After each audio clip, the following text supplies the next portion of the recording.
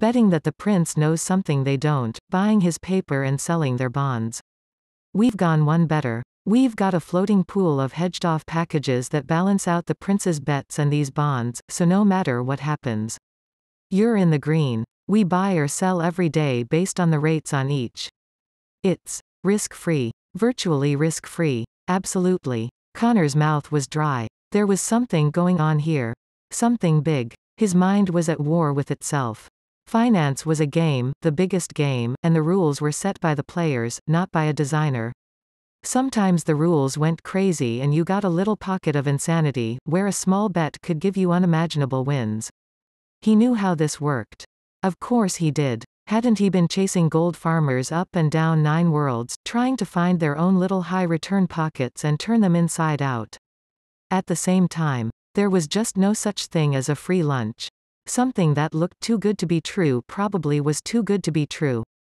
All that and all the other sayings he'd grown up with, all that common sense that his simple parents had gifted him with, them with their small town house and no mortgage and sensible retirement funds that would have them clipping coupons and going to 2-for-1 sales for the rest of their lives.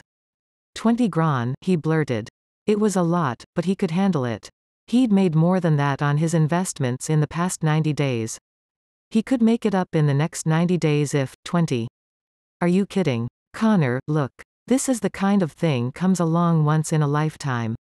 I came to you first, buddy, so you could get in big. Shit, buddy. I'll sell you 20 grand's worth of these things, but I tell you what. It made him feel small, even though he knew it was supposed to make him feel small. It was like there were 2 Connors, a cool, rational one and an emotional one, bitterly fighting over control of his body. Rational one, though it was a hard-fought thing. 20's all I've got in cash right now, he lied, emotional Connor winning this small concession. If I could afford more. Oh, Ira said, and Connor could hear the toothy smile in his voice. Connor, pal. I don't do this very often, and I'd appreciate it if you'd keep this to yourself, but how about if I promise you that your normal trades for today will pick up an extra, make it 20 more, for a total of 40,000. Would you want to plow that profit into these puppies? Connor's mouth went dry. He knew how this worked, but he'd long ago given up on being a part of it.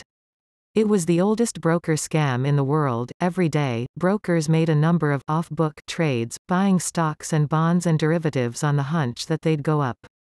Being off-book meant that these trades weren't assigned to any particular client's account, the money to buy them came out of the general account for the brokerage house. At the end of the day, some, maybe all, of those trades would have come out ahead. Some, maybe all, would have come out behind. And that's when the magic began. By backdating the books, the broker could assign the shitty trades to shitty customers, cheapskates, or big. Locked-in, slow-moving customers, like loosely managed estates for long-dead people whose wealth was held in trust. The gains could be written to the broker's best customers, like some billionaire that the broker was hoping to do more business with. In this way, every broker got a certain amount of discretion every day in choosing who would make money and who would lose it.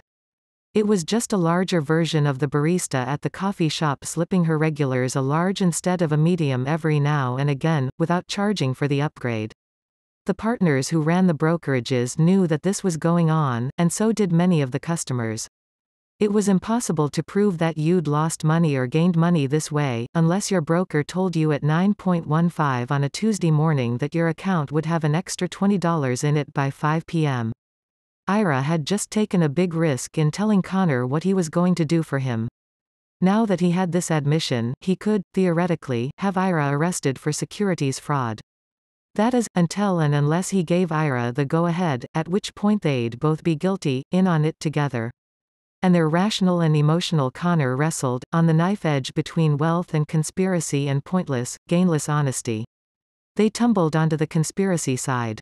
After all, Connor and the broker bent the rules every time Connor ordered a trade on one of Coca-Cola Games's futures. This was just the same thing, only more so. Do it, he said. Thanks, Ira. Ira's breath whooshed out over the phone, and Connor realized that the broker had been holding his breath and waiting on his reply, waiting to find out if he'd gone too far. The salesman really wanted to sell him this package. Later, in Command Central. Connor watched his feeds and thought about it, and something felt hinky. Why had Ira been so eager? Because Connor was such a great customer, and Ira thought if he made Connor a ton of money, Connor would give it back to him to continue investing, making more and more money for him, and more commissions for the broker. And now that his antennae were up, he started to see all kinds of ghosts in his feeds, little hints of gold and elite items changing hands in funny ways, valued too high or not high enough, all out of whack with the actual value in-game. Of course, who knew what the in-game value of anything could really be? Say the game runners decided to make the zombie mecha Gatling guns fire depleted uranium ammo, starting 6 months from now. The easy calculation had Gatling guns shooting up in value in 6 months, because it would make it possible for the mechas to wade through giant hordes of zombies without being overpowered. But what if that made the game too easy, and lots of players left? Once your buddies went over to anthills and hives and started team playing huge, warring hive intelligences, would you want to hang around zombie mecha, alone and forlorn, firing your Gatling gun at the zombies? Would the zombies stop being fun objectives and start being mere collections of growling pixels? It took the subtle fingerspitzenful of a fortune teller to really predict what would happen to the game when you nerfed or buffed one character class or weapon or monster. Every change like this was watched closely by game runners for weeks, around the clock, and they'd tweak the characteristics of the change from minute to minute, trying to get the game into balance. The feeds told the story. Out there in Gameland, there was a hell of a lot of activity, trades back and forth, and it worried him. He started to ask the other game runners if they noticed anything out of the ordinary, but then something else leapt out of his feeds, there. Gold farmers. He'd been looking for them everywhere, and finding them. Gold farming had a number of signatures that you could spot with the right feed. Anytime someone logged in from a mysterious Asian IP address, walked to the nearest trading post, stripped off every scrap of armor and bling and sold it. Then took all the resulting cash and the entire contents of her guild bank and turned it over to some level 1 noob on a free trial account that had only started an hour before, who, in turn, turned the money over to a series of several hundred more noobs who quickly scattered and deposited it in their own guild banks. Well, that was a sure bet you'd found some gold farmer who was hacking accounts. Hell, half the time you could tell who the farmers were just by looking at the names they gave their guilds. Real players either went for the heroic Savage Thunder or the ironic the Nerf Herders or the eponymous Jim's Raiders, but they rarely went by ASDFASDFASDFASDFASDFASDFASDF 2329 or God help him. 707A55DFO D7E16562F226A882E40164C7B149B15DE7137ED1A. But as soon as he tweaked his feeds to catch them, the farmers figured out how to dodge them. The guilds got good names, the hacked players started behaving more plausibly, having half-assed dialogue with the tunes they were buffing with all their goods, and the gangs that converged on any accidental motherlode in the game did a lot of realistic milling about and chatting in broken English. Increasingly, the players were logging in with prepaid cards diverted from the US over American proxies, making them indistinguishable from the lucrative American kid trade, who were apt to start playing by buying some prepaid cards along with their cokes and gum at the convenience store. Those kids had the attention spans of gnats, and if you knocked them offline after mistaking them for a gold farmer, they left and went straight to a competing world and never again showed up in your game or on your balance sheet. It was amazing how fast information spread among these creeps. Well, not amazing. After all, information spread among normal players faster than you'd believe too. It was great, you hardly had to lift a finger or spend a penny on marketing when you released some new elite items or unveiled a new world. They players would talk it up for you, spreading the word at the speed of gossip. And the same jungle telegraph ran through the farmer's underground, he could see it at work. And there were more of them, a little guild of 20, all grinding the same campaign. They were fresh characters, created 2 days before, and they'd been created by players who knew what they were doing. It was just the perfect balance between rezzers and tanks and casters, a good mix of AoE and melee weapons. They'd leveled damned fast. He pulled up some forensics on some of the tunes, felt his fingerspitzenful tingle as the game guttered like a flame in a breeze. He'd installed the forensics packages over the howls of protest from the admin team who'd shown him chart after chart about what running the kind of history he wanted to see would do to server performance. He'd gotten his forensics, but only after promising to use them sparingly. And there it was, the players had leveled each other by going into a PvP, player versus player, tournament area and repeatedly killing one another. As soon as one of them dinged up a level, he would stand undefended and let the other player kill him quickly. The game gave megapoints for killing a higher level player. Once player 2 dinged, they switched places, and laddered, one after the other, up to heights that normal players would take forever to attain. The campaign they were running was simple, scrounging a mix of earth fairy wings and certain mushroom caps, giving them over to a potion master who would pay them in gold. It wasn't anything special and it was a little below their levels, but when he charted out the returns in gold and experience per hour, he saw that someone had carelessly created a mission that would pay out nearly triple what the regular campaign was supposed to deliver. He shook his head. How the hell did they figure this stuff out? You'd need to chart every single little finicky mission in the game, and there were tens of thousands of missions, created by designers who used software algorithms to spin a basic scenario into hundreds of variants. And there they were, happily collecting their mushroom caps and killing the brown fairies and plucking their wings. Every now and again they'd happen on a bigger monster that wandered into their aggro zone and they'd dispatch it with cool ease. His finger trembled over the macro that would suspend their accounts and boot them off the server. It didn't move. He admired them, that was the problem. They were doing something efficiently. Quietly and well, with a minimum of fuss. They understood the game nearly as well as he did, without the benefit of Command Central and its many feeds. He logged in. He picked an avenue he'd buffed up to level 43, halfway up the ladder to the maximum, which was 90. Regulus was an elf healer. Tall and whip-thin, with a huge rucksack bulging with herbs and potions. He was a nominal member of one of the mid-sized player guilds, one of the ones that would accept even any player for a small fee, which offered training courses. Guild banking, scheduled events. All with the glad sanction of Coca-Cola. The right sort of people. Greater than hello. 2 months before, the players would have kept on running their mission, blithely ignoring him. But that was one of the telltales his feeds looked for to pick out the farmers. Instead, these tunes all waved at him and did little emotes, some of which were quite good custom jobs including dance moves, elaborate mime and other gestures.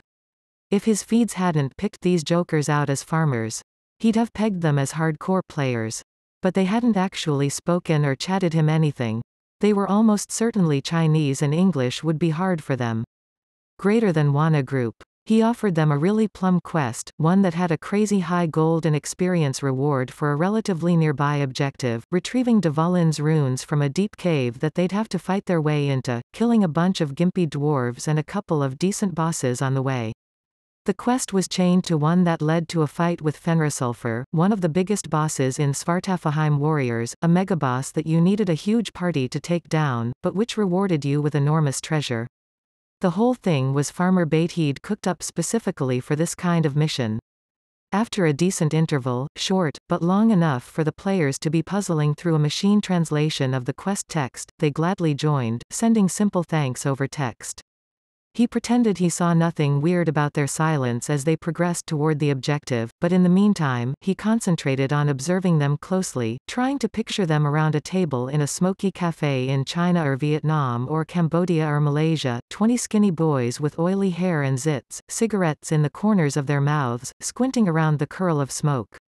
Maybe they were in more than one place. 2 or even 3 groups.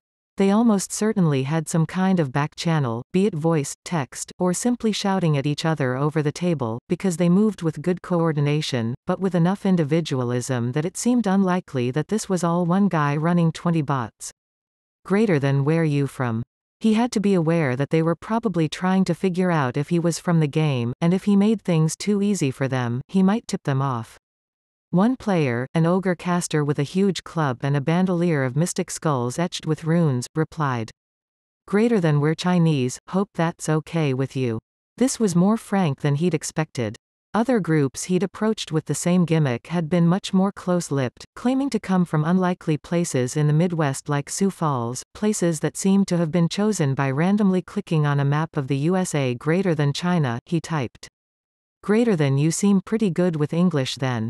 The ogre, Prince Simon, according to his stats, emoted a little bow. Greater than I studied in school. My guildies aren't same good. Connor thought about who he was pretending to be, a young player in a big American city like LA. What would he say to these people? Greater than is it late there?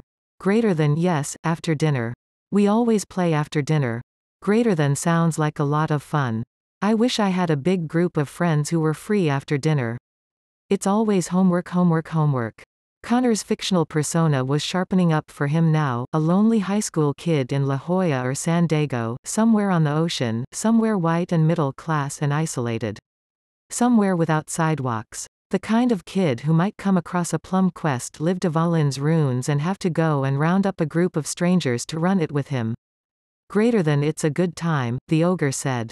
A pause. Greater than my friend wants to know what you're studying. His persona floated an answer into his head. Greater than I'm about to graduate. I've applied for civil engineering at a couple of schools. Hope I get in. The ogre said. Greater than I was a civil engineer before I left home. I designed bridges, 5 bridges. For a high-speed train system. Connor mentally revised his image of the boys into young men, adults. Greater than when did you leave home? Greater than 2 years. No more work. I will go home soon though I think. I have a family there. A little son, only 3. The ogre messaged him an image. A grinning Chinese boy in a sailor suit, toothy, holding a drippy ice cream cone like a baton, waving it like a conductor. Connor's fictional 17-year-old didn't have any reaction to the picture, but his 36-year-old self did. A father leaving his son behind. Plunging off to find work. Connor hadn't ever had to support someone, but he'd thought about it a lot. In Connor's world, where people's motives were governed by envy and fear, the picture of this baby was seismic, an earthquake shaking things up and making the furnishings fall to the floor and shatter. He struggled to find his character. Greater than cute. You must miss him. Greater than a lot. It's like being in the army. I will do this for a few years. Then go home. What a world. Here was this civil engineer, accomplished, in love, a father, living far away, working all day to amass virtual treasures, playing cat and mouse with Connor and his people. Greater than so what advice do you have for someone going into civil engineering? The ogre emoted a big laugh. Greater than don't try to find work in China. Connor emoted a big laugh too, and led the party to Dvalin's runes, losing himself in the play even as he struggled to remain clinical and observant. Some of his fellow game runners looked over his shoulder now and again, watched them run the mission, made little cutting remarks. Among the game runners, the actual game itself was slightly looked down upon, something for the marks to play. The real game, the big game was the game of designing the game of tweaking all the variables in the giant hamster cage that all the suckers were paying to run through. But Connor never forgot how he came to the game, where his equations had come from play, thousands of hours in the worlds, absorbing their physics and reality through his fingers and ears and eyes. As far as he was concerned, you couldn't do your job in the game unless you played it too. He marked the snotty words, noticed who delivered them, and took down his mental estimation of each one by a few pegs. Now they were in the dungeon, which he'd just slapped together, but which he nevertheless found himself really enjoying. As a raiding guild, the Chinese were superb, coordinated, slick, smart. He had a tendency to think of gold farmers as mindless droids, repeating a task set for them by some boss who showed them how to use the mouse and walked away. But of course the gold farmers played all day, every day, even more than the most hardcore players. They were hardcore players. Hardcore players he'd sworn to eliminate, but he couldn't let himself forget that they were hardcore. They fought their way through to the big boss, and the team were so good that Connor couldn't help himself. He reached into the game's guts and buffed the hell out of the boss, upping his level substantially and equipping him with a bunch of special attacks from the library of nasties that he kept in his private workspace. Now the boss was incredibly intimidating, a challenge that would require flawless play from the whole team.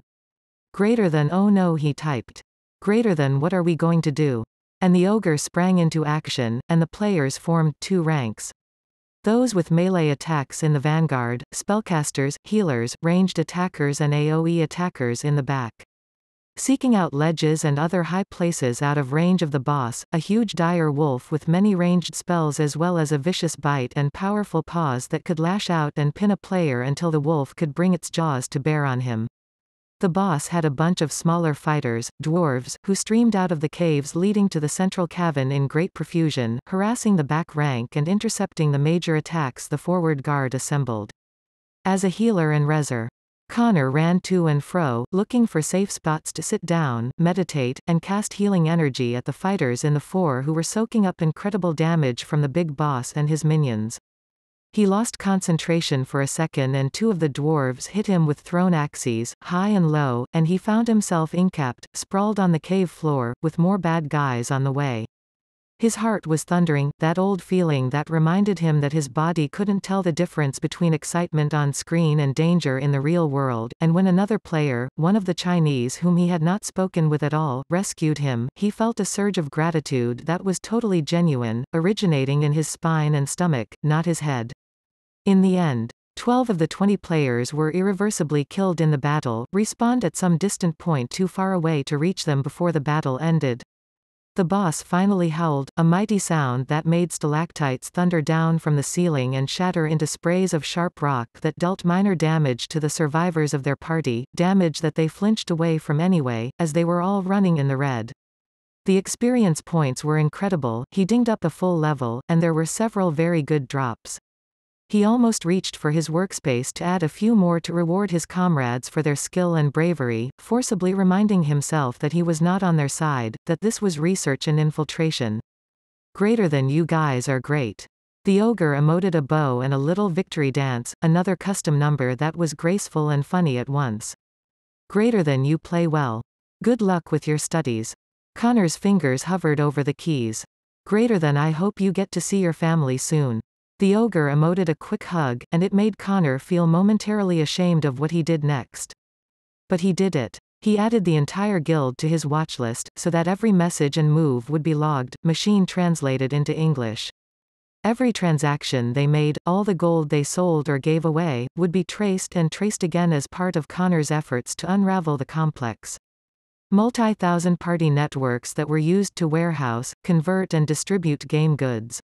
He had hundreds of accounts in the database already, and at the rate he was going, he'd have thousands by the end of the week, and it was already Wednesday. The police raided Gia's studio while she and Lou were out eating dumplings and staring into each other's eyes. It was one of her backup studios, but they'd worked out of it 2 days in a row, and had been about to work out of it for a third. This was a violation of basic security, but Gia's many apartments were fast filling up with Webleys who had quit their farming jobs in frustration and joined the full-time effort to amass gold and treasure for the plan. The dumpling shop was run by a young woman who looked after her 2-year-old son and her sister's 4-year-old daughter, but she was nevertheless always cheerful when they came in, if prone to making suggestive remarks about young love and the dangers of early parenthood. She was just handing them the bill. Lou once again made a show of reaching for it, though not so fast that Gia couldn't snatch it from him and pay it herself, as she was the one with all the money in the relationship, when his phone went crazy. He pulled it out, looked at its face, saw that it was Big Sister Noor, calling from a number that she wasn't supposed to be using for another 24 hours according to protocol. That means that she worried her old number had been compromised, which meant that things were bad. Turning to the wall and covering the receiver with his hand, he answered. Wei, you've been burned. It was the mighty Krang, whose Taiwanese accent was instantly recognizable. We're watching the webcams in the studio now. 10 cops, tearing the place apart. Shit, he said it so loudly that the 4-year-old cackled with laughter and Dumpling Lady scowled at him. Gia slid close to him and put her cheek next to his. He instantly felt a little better for her company, and whispered. What is it? You're all secure, right? He thought about it for a second. All their disks were encrypted, and they self-locked after 10 minutes of idle time. The police wouldn't be able to read anything off any of the machines. He had 2 sets of IDs on him, the current one, which was due to be flushed later that day according to normal procedure. And the next set, hidden in a pocket sewn into the inside of his pants leg. Ditto for his current and next SIMs, one loaded in his current phone and a pouch of new ones in order of planned usage inserted into a slit in his belt. He covered the mouthpiece and whispered to Gia. The studio's gone. She sucked air past her teeth. Are you all buttoned up? She clicked her tongue. Don't worry about me. I've been doing this for a lot longer than you. She began to methodically curse under her breath, digging through her purse and switching out IDs and cracking open her phone to swap the SIM. I had really nice stuff in that place, she said. Good clothes. My favorite mic. We are such idiots. Never should have recorded there twice in a row. The mighty Krang must have heard, because he chuckled. Sounds like you're both okay. Well, Giandy won't be able to go on the air tonight, he said. Screw that, Gia said. She took the phone from him. Tell big sister Nor that we're going on air at the usual time tonight. Normal service. No interruptions. Lou didn't hear the reply, but he could see from Gia's grimly satisfied expression that the mighty Krang had praised her. It had been Big Sister Nor's idea to rig all the studios with webcams all the Webleys could access, just in the front rooms. It was a little weird. Trying to ignore the all-seeing eye of the webcam screwed in over the door. But when you're sleeping 20 to a room, it's easy to let go of your ideas about privacy, but all the same. Lou and Gia now sat far apart when broadcasting, and snuck into the bathroom to make out afterward. And now the webcams had paid off. He took the phone back and listened as the mighty Krang narrated a play back of the video, cops breaking the door down, securing the space. Then an evidence team that spliced batteries into the computer's power cables so they could be unplugged without shutting down. Lou was grateful that Big Sister Nor had decreed that all their hardware had to be configured to unmount and re-encrypt the drives when they were idle, took prints and DNA. They already had Lou's DNA, of course, because they'd sniffed out one of Gia's other apartments. But Gia had been way ahead of this. She had a little pocket vacuum cleaner, intended for clearing crumbs and gunk out of keyboards, and she surreptitiously vacuumed out the seats whenever she took a train or a bus, sucking up the random DNA of thousands of people, which she carefully scattered around her apartments when she got in. He'd laughed at the ingenuity of this, and she told him she'd read about it in a novel. The evidence team brought in a panoramic camera and set it in the middle of the room, and the police cleared out momentarily as it swept around in a tight, precise mechanical circle, producing a wraparound high-resolution image of the room. Then the cops swept back in, minus their paper overshoes, and put every scrap of paper and every piece of optical and magnetic media into more bags, and then they destroyed the place. Working with wrecking bars and wicked little knives, and starting from the corner under the front door, they methodically smashed every single stick of furniture, every floor tile, every gyprock wall. Turning it all into pieces no bigger than playing cards, heaping it behind them as they went. They worked in near silence, without rushing, and didn't appear to relish the task. This wasn't vandalism, it was absolute annihilation. The policemen had the regulation brush-cut short hair, identical blue uniforms, paper face masks, Kevlar gloves. One drew closer and closer to the webcam, spotted it, a little pinhead with a peel-away adhesive backing stuck up in a dusty corner, and peeled it away. His face loomed large in it for a moment, his pores, a stray hair poking out of his nostrils, his eyes dead and predatory. Then chaos, and nothing. He stamped on it, we think. The mighty Krang said. So much for the webcams. It'll be the first thing they look for next time. Still, saved your ass. Didn't it? The description had momentarily taken away Lou's breath. All his things, his spare clothes, the comics he'd been reading, a half-chewed pack of energy gum he'd bought the day before, disappeared into the bowels of the implacable authoritarian state. It could have been him. We're going to move on to the next safe house, he said. We'll find somewhere to broadcast from tonight. You're bloody right we will, said Gia, from his side. They gave the old building a wide berth as they made their way down into the metro, and consciously forced themselves not to flinch every time a police siren wailed past them. When they came back up to street level, Gia took Lou's hand and said, out of the corner of her mouth. All right. Tank, what do we do now? He shrugged. I don't know. That was, close. He swallowed. Don't be mad if I say something. She squeezed his fingers. Say it.